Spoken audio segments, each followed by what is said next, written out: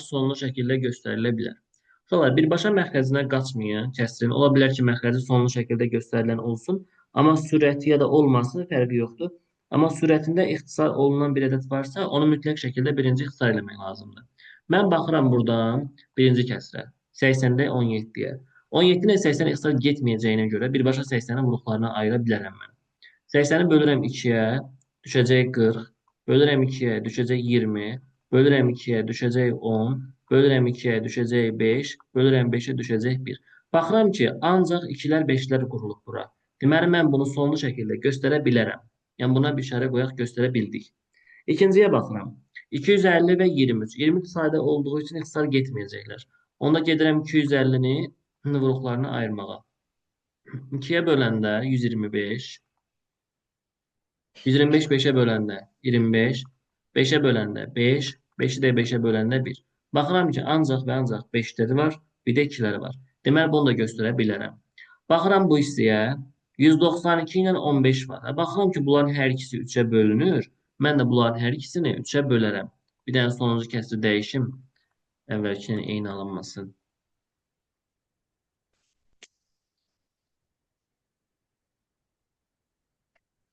İndi baxıram bura. Görürəm ki, 192 ilə 15 3-ə bölünür hər ikisi. 3-ə böləndə 5, bunu da 3-ə böləndə 64 qalır. İndi məxrəc oldu 64. 64-ün vuruqlarına baxacağıq. 64-ü 2-yə böləndə düşdü burada 32. 2-yə böləndə qalacaq 16. 2-yə böləndə qalacaq 8. 2-yə böləndə qalacaq 4. 2-yə böləndə 2. 2-ni 2-yə böləndə 1. Ancaq və ancaq 2-lərdən ibarətdir. Deməli, sonlu şəkildə göstərmək mümkündür. Baxıram sonuncuya. Buna da bir işarə qoyaq. Sonuncuda uşaqlar 19 ilə 150 ixtisar getməyəcəyinə görə 150-nin özünü birbaşa vuruqlarına ayırıram. 150-ni 2-yə bölsək, qalacaq burada 75. 3-ə bölsəm, qalacaq burada 25. 5-ə böləndə 5, 5-i 5-ə böləndə 1. Baxıram ki, burada problem 3-dədir. Çünki sonlu şəkildə göstərmək üçün 2-ləri 5-ləri görməliyəm, amma 3-ü görəcək gözümüz yoxdur. Ona görə burada problem yarandı. Deməli, mən bunu sonlu şəkildə göstərə bilmərəm. Aydın oldu mu? Bəli. Bəli. Yəni, Bəli. kısacası sonlu şəkildə göstərmək üçün sizin vuruqlarınızın içində ancaq və ancaq ya 2-lər olmalıdır, ya 5-lər olmalıdır, ya da 2 ilə 5 olmalıdır. Başqa bir vuruq varsa, onu sonlu şəkildə göstərmək mümkün deyil. İndi sözlə verir, sayını soruşur. Və burada göstərib olub-olmamasını soruşur da. Göstərilə bilər, göstərilə bilməz. Belə sual verdi. Amma burada konkret say soruşacaq. Yazıram burada say tapanda. Yəni, sualın şərtinə diqqətlə baxın, görün nə soruşacaq. Bu, yuxarıda izah elədiyim variantlarda bu şəkildə görəcəksiniz. Kəsrlər verəcək. Onları bir-bir yoxlayacaqsınız. Say tapanda nə edirsiniz? Birinci növbədə verilən ədədi sayda vuruqlarına ayırırsınız. Sayda V yazıram qısaca. Ayır. İkinci növbədə nə etmək lazımdır? Hər vuruqdan nə 2, nə 5 var, hamısını seç. Qısaca yazıram ki, 2 və 5-ləri hamısını seç. Hamısını seç. Sonra uşaqlar, seçdiyiniz o 2-ləri, 5-ləri bir-birinə vurursunuz. Bir-birinə vurursunuz. Sonda isə aldığınız cavabdan çıx 1. Niyə görə? Çünki misalda bizdən ancaq və ancaq düzgün kəsir soruşa bilər. Məsələn, 220 deyirəmsə, buradan birinci çıxıram, 219 dənə kəsirimiz var. Biz 219 dənə kəsirin içindən misal axtarışa çıxmışıq. Çünki 220-də 220 düzgün olmayan kəsirdir və sonlu şəkildə göstərilə bilir. Mənə düzgünlər lazımdır. 220-də 220 lazım deyil. Nə etmək lazımdır? Buna aid bir misal yazaq.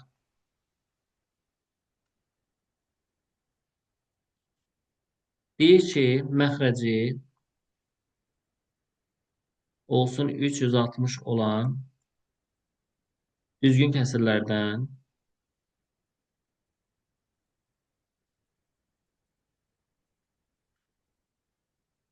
neçəsini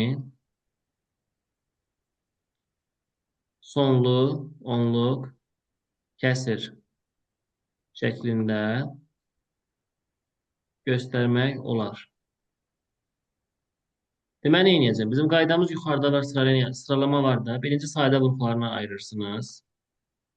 2-yə böləcəksən, qalacaq burada 180. 2-yə böləcəksən, qalacaq burada 90. 2-yə böləcəksən, qalacaq burada 45. 3-ə böləcəksən 15. 3-ə böləcəksən 5. 5'i 5'e böləcəksən 1. İkinci adımda yazmışam ki, ikiləri və beşlərin hamısını seçin. 2'ni seçtim, 2'ni seçtim, 2'ni seçtim, 3'ler tulla, bir de 5'i seçtim. Seçtiklerimi birbirine vurmalısın. Yazıram onda 2, 2, 2 ve 5. Sonda nədir? Aldığım cavabdan birini çıxmalıyım. Bu da eləyəcək 39. Deməli, burada 39 dənə sonlu şəkildə göstərilə bilən kəsir var. Aydın oldu. Bu da bunun sayının tapılması. Başa düşdünüzmü uşaqlar? Bəli. Bəli. Yaxşı. İndi gəlirəm ixtisar olunan və ixtisar olunmayanların qaydasına.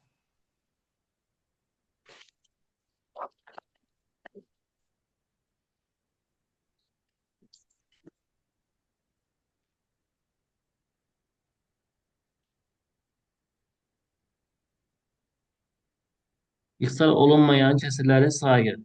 Bir də yazıram bura olunan kəsirlərin sayı. Hər ikisini eyni misalını sizə deyəcəm ki, əlavə şey olmasın. İxtisar olunan və olunmayan eyni qaydanın içindən çıxır. Sadəcə biri konkret qaydadan çıxır, biri də ki, verilən ədəddən çıxacaqsan, yerdə qalanı götürəcəksən. Ümumiyyətlə, bu nə deməkdir? Məsələn, sual verirəm ki, məxrəci 140 olan neçə ixtisar olunmayan kəsir var? Məsələn, 140-da 11, 140-da 13, 140-da 19, 140-da 37. Yəni, bunları bir-bir saymayacaq təbii ki. Onun üçün qayda var. Birinci növbədə, buraya yazıram qayda. Birinci növbədə verilən ədədləri yenə sayda vuruqlara ayırırsan. Sayda V ayır. Bu dəfə hər vuruqdan birini seçirsən. Hər vuruqdan birini seç.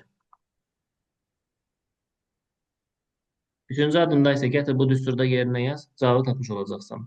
Məsələn, yazmalısan ki, ona düstur belədir. P bərabərdir, A vurulsun, 1 çıxılsın 1 böl A, 1 çıxılsın 1 böl B, 1 çıxılsın 1 böl C. Burada nöqtələri qoyuram. Niyə görə? Çünki vuruqların sayı nə qədərdirsə, mötərizə o qədər yazılır. Bir vuruğun varsa, mötərizə bir dənə yazılacaq. 2 dənə müxtəlif vuruğun varsa, mötərizə 2 dənə yazılacaq.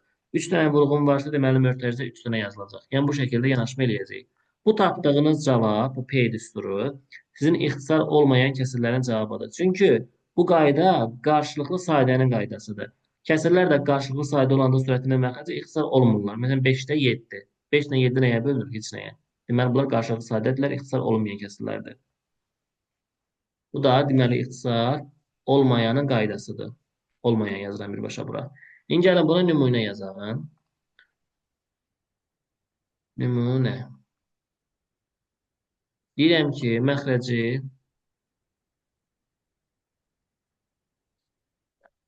180 olan düzgün kəsirlərdən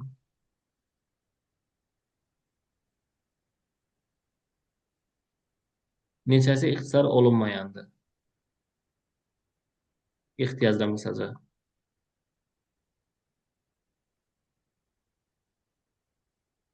Neyəcək deməli? Birinci növbədə qaydamız budur ki, sadə vuruqlarını ayırmaq lazımdır. 180-i ayırıram vuruqlarına. 2-yə böldüm 90. 2-yə böldüm 45. 3-ə böldüm 15. 3-ə böldüm 5. 5-i 5-ə böldüm 1. Bunu yazdım. İkinci qayda deyir ki, hər vuruqdan birini seç. Bir dənə 2 götürürəm, bir dənə 3 götürürəm, bir dənə 5 götürürəm. Gəldim bu düstura. Gətir o düsturda kimin nəyi var yerinə yaz. P bərabərdir. Böyük A hərfi ilə misalda verilən 180-in özüdür. Mötərizəni dolduraq. Dairəyə aldığım bir dəfə 1 çıx 2-də 1. Dairəyə almışam 3-ü 1 çıx 3-də 1 və 5-i 1 çıxılsın 5-də 1 olacaq. Bu da bərabərdir. 180 qalsın öz yerində. Məxrəc 2 qaldı. Bu 2-ni 1-ə vururam 2, çıxıram 1-ni qaldı burada 1. Vurulsun. 3 məxrəcdə. 3-ü vurursan 1-ə 3, çıxırsan 1-ni qalacaq burada 2. Yenə məxrəcdə 5 qalır. 5-i vurursan 1-ə 5, çıxırsan 1-ni 4. Mən burada həmişə 180-i saxlayıram. Məxrəcləri bir-birinə vururam ki, böyüsün ədəd. 2-ni 3-ə vururam 6, 5-ə vururam 30. Sürətləri də bir-birinə vururam. 8 eləyəcək. Burada uşaqlar 30 ilə 180 gedəcək 6 qalır. 6-nı vururam 8-ə olacaq 48. Bu 48-i tapdım. Bu sənin tapdığın cavab elə ixtisar olmayanların sayıdır. İxtisar olanların sayını tapmaq istəyirəmsə, ixtisar olan tapacamsa, düzgün kəsir nə qədərdir? 180 neçəsi düzgündür? 48. 180 dənənin içindən hissəsi düzgün kəsirdir. 179. Bəli, 179 dənə düzgün kəsir var. 180-də 180 olmaz da. 180-də 179 bu düzgün kəsirdir. Yəni 179 dənə düzgün kəsir var. Bunun 48 dənəsi ixtisar olmayandır. Deməli, mən 179-dan 48-ini çıxmalıyam. Qalacaq burada 131 dənə ixtisar olan. Aydın oldu? Bəli. Bəli. Bəli. Aha. Sonra deməli nəyə baxırıq? 2 dəqiqə. Bir neçə tip misal tipi var. Onları da izah edeyim sizə. Deməli uşaqlar, belə bir zəncirvari misal var. 1 bölünsün, 3 vurulsun 4, plus 1 bölünsün, 4 vurulsun 5, plus 1 bölünsün, 5 vurulsun 6. Məsələn, 1 bölünsün, 6 vurulsun 7, 1 bölünsün, 7 vurulsun 8. Bunu hesablayın deyir. Belə kəsri hesablayan zaman ortaq məxrəcinə bilinən vurma falan ehtiyac yoxdur. Qayda belədir ki, buradan birinci ədədi götürəcəksən, birinci kəsirdən. Sonuncu ilə gedirsən, sonuncu ədədi götürürsən. Bunları bir-birinə vuracaqsan. Bu yuxarıda gördüyün bu ədədlər isə hamısı toplanacaq. Yuxarıdakılar toplanacaq. Yəni onda belə oldu. Bərabərdir. 3-ü vuracam 8-ə, birləri toplayıram. 1, üstə gəl 1, üstə gəl 1. Neçə dənədir orada? 5 dənə də deyəsən. Olacaq 24-də 5. Olur kəsrin cavabı. Başa düşdünüz? Bəli. Bəli. Əgər olsaydı belə. 1 bölünsün, 3 vurulsun 4. 1 bölünsün, 4 vurulsun 5. 1 bölünsün, 5 vurulsun 6. Plus nöqtə, nöqtə, nöqtə, nöqtə yazır burada. 1 bölünsün, n plus, n minus 1, n plus 1 yazıram məsələn. Bir dəqiqə. N minus 1, n plus 1. Görüm düz gəlirim bura. 3 yazanda 2 alınır. Bu da 4 eləyir. Yox. Gəlin belə yazım onda. 2n-dən yazacağım. 2n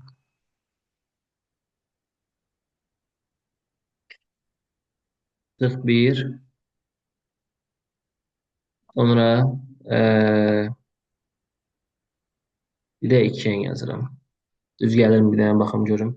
Belə bir şey yazım ki, oradakı şərtlər ödənsin də özümü azma gələn yazmayayım. Bu da ödənmir deyəsən.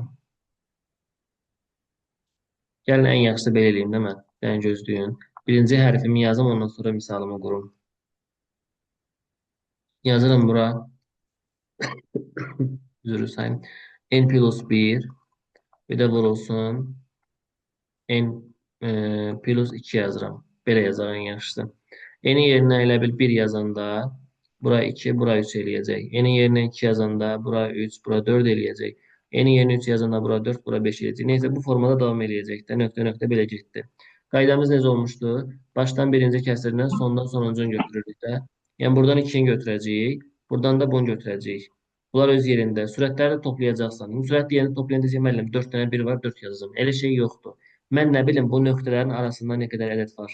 Onların sayını bilmədiyimə görə yuxarıda 1 vurulsun n yazmalıyam. Çünki n-ləri, birlərin sayını bilmirəm. N qədərdir. Aydın oldu. Arada nöqtələr var. Sayı bilinmir.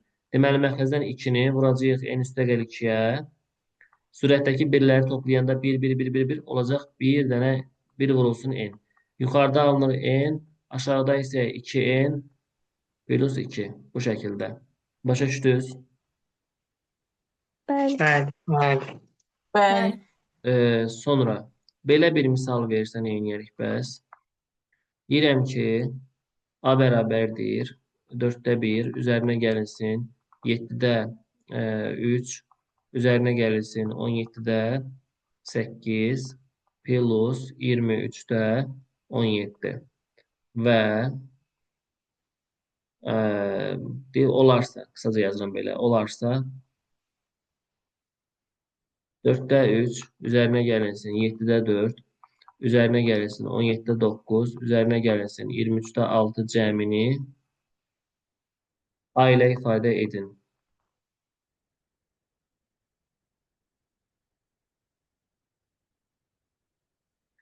Ola belə kəsirləri alt-alta yazmaq lazımdır. Birinci misalda verilib A bərabərdir 4-də 1, üzərinə gəlinsin 7-də 3, üzərinə gəlinsin 17-də 8, üzərinə gəlinsin 23-də 17. Bunu yazdım. Aşağıdakı kəsrin qiymətini bilmədiyimə görə buna bir x yazıram. X bərabərdir 4-də 3, üzərinə gəl 7-də 4, üzərinə gəlsin 17-də 9, üzərinə gəlsin 23-də 6. Belə misallarda sistem tənliyə gətirirsiniz. Mütləq şəkildə birinci toplamanı, sonra çıxmanı yoxlayırsınız. 6-da toplayıram. 4-də 1 ilə 4-də 2 toplayanda eləyəcək 4-də 4. 7-də 3 ilə 7-də 4 toplayanda eləyəcək 7-də 7. Hə, demək problem yoxdur, düz gedirəm. 17-də 9 ilə 17-də 8 toplayanda 17-də 17 eləyəcək. 23-də 6 ilə 23-də 17 toplayanda 23-də 23 eləyəcək. Sol tərəfdə də aynen x toplamışıq da biz. A plus x bərabərdir. Buradan alıram ki, A plus x bərabərdir. 4-də 4 də 1 eləyir. Bu da 1 eləyir, bu da 1 eləyir, bu da 1 eləyir. Yəni 4 dənə 1 varsa 4 eləyəcək. Mənə x lazımdır. X tapanda A-nı 4-ün yanına aparıram. Olacaq 4 çıxılsın A. Aydın oldu mu?